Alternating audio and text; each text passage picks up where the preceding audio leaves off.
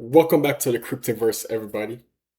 Let's not waste no time and get straight into the video. So here we are, Bitcoin currently at $78,719. Okay, so what now? We're just chopping around sideways, and like I said before, in the past couple days, we've pulled back just as I expected. So as you can see right here, we had that bearish divergence on the 4-hourly time frame. I'll show you guys one more time.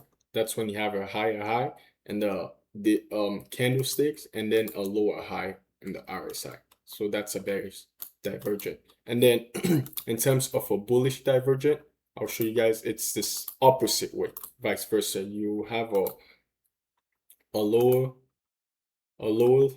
you have something like this, a lower low in the candlesticks, and you have, let's see if I can inverse this. You have a higher high like this. So like that, and then you have this for the RSI. Okay, that's for a bullish divergent, for example.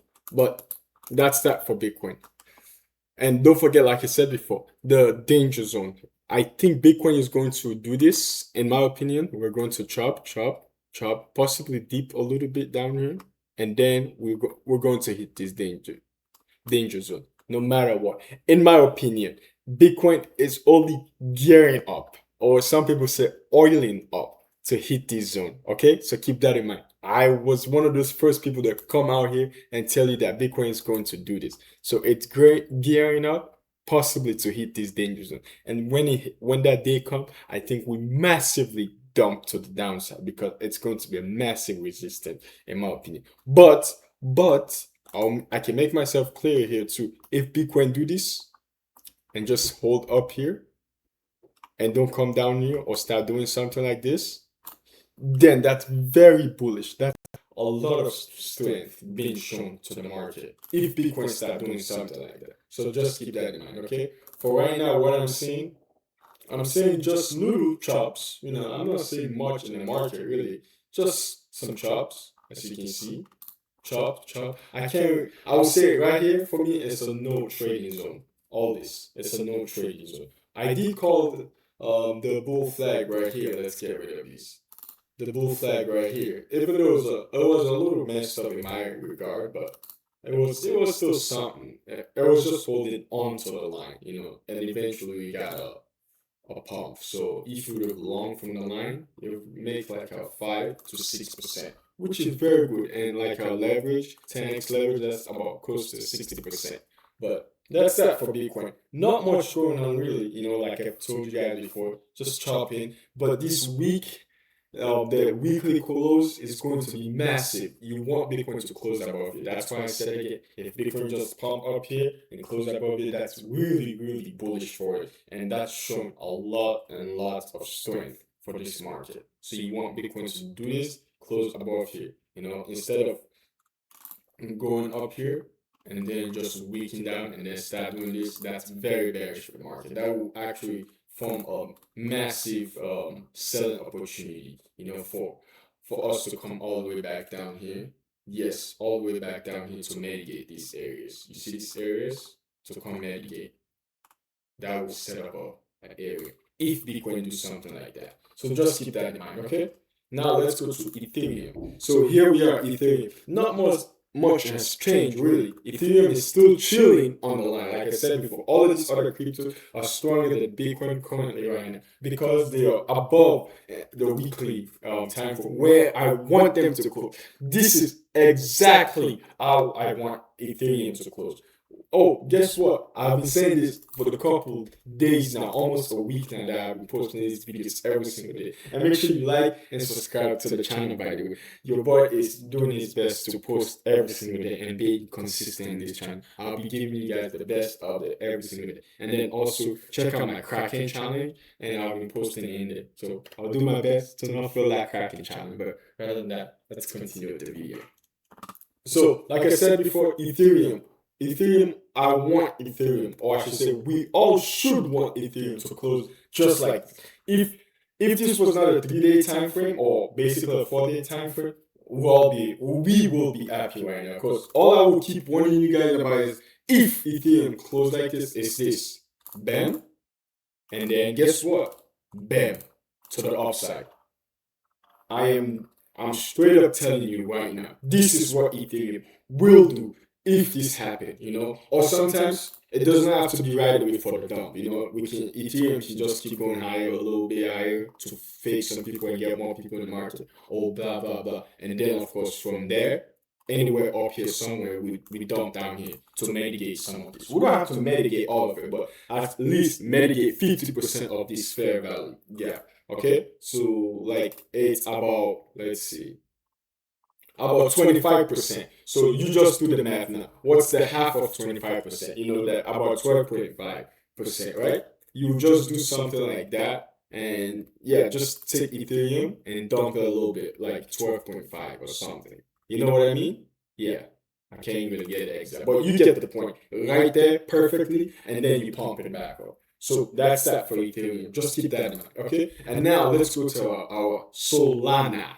Okay, so here we are, Solana, same thing. They're stronger than Bitcoin right now. This is where I want them to close. This is where you should want them to close, because if they close here right now, Solana, it will be very bullish for this market. In the weekly time frame, of course, like I told you guys before, the weekly time frame would take months to play out, possibly something years to play out, because it will set you up for the bull market, like a great start for the bull market, because these markets are pretty much having a lower high, and that's very bullish. Very bullish. You literally cannot get bullish than this. And for Solana, you can even do something like this. You see the trend line I'm drawing? Okay.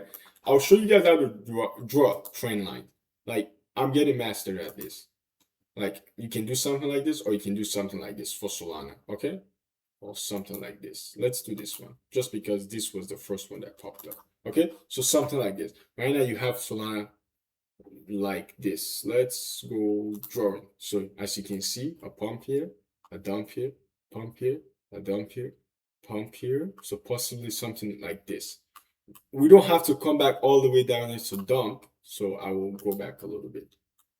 Instead, once you do all this for Solana, you can just do this, come back down, test here somewhere, and then break out. When you break out, this is normally what I do.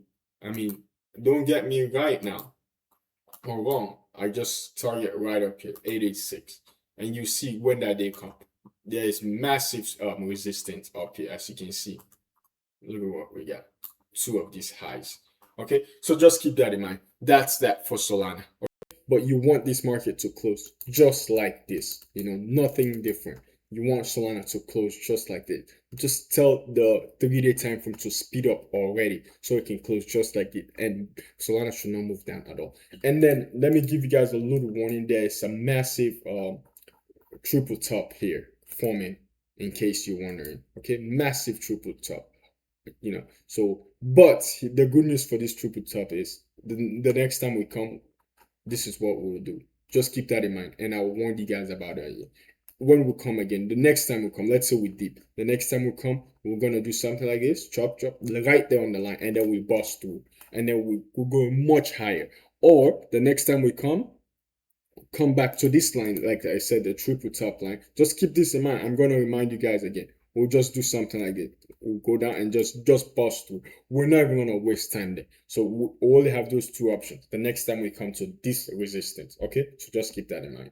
I will remind you guys again. And now let's go to XRP. XRP, like I told you guys before, it's one of the most confusing cryptos out there for me.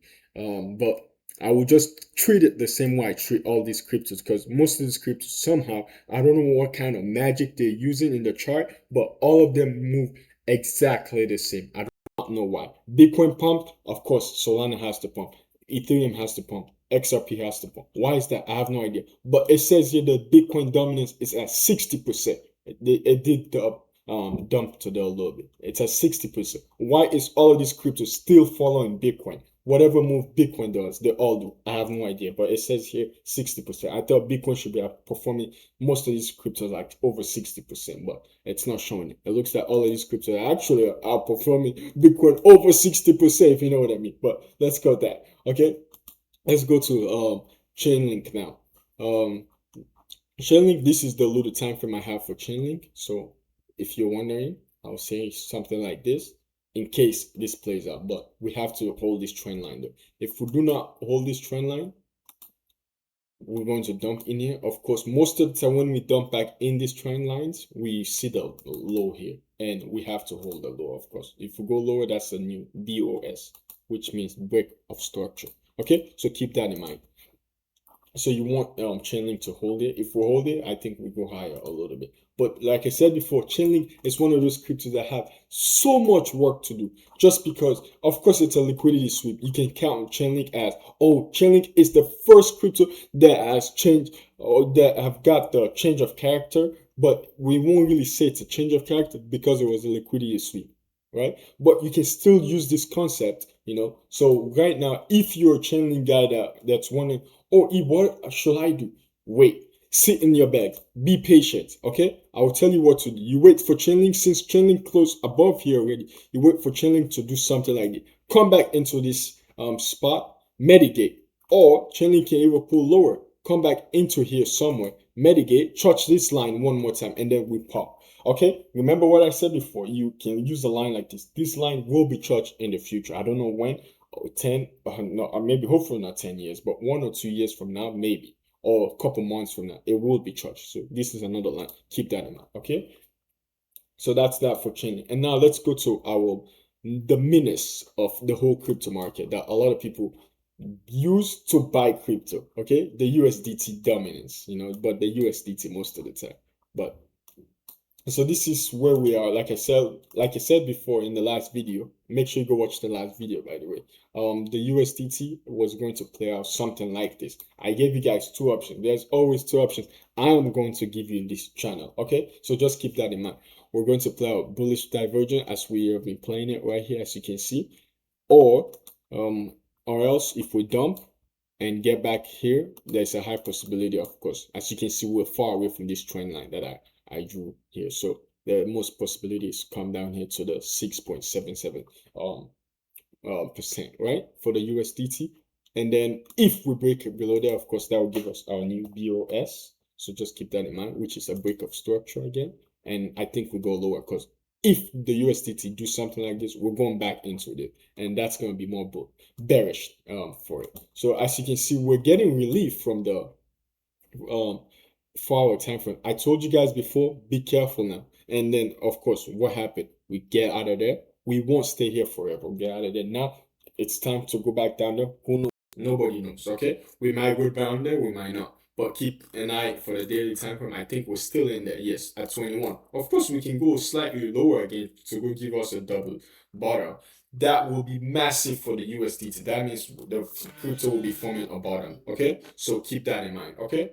If we go down again, because we won't be going any more lower than this. That's my opinion. Okay? But keep that in mind, not financial advice. But let's wrap up the video right there. I hope you guys like and subscribe, and I'll see you guys in the next video. Okay? Take care and peace.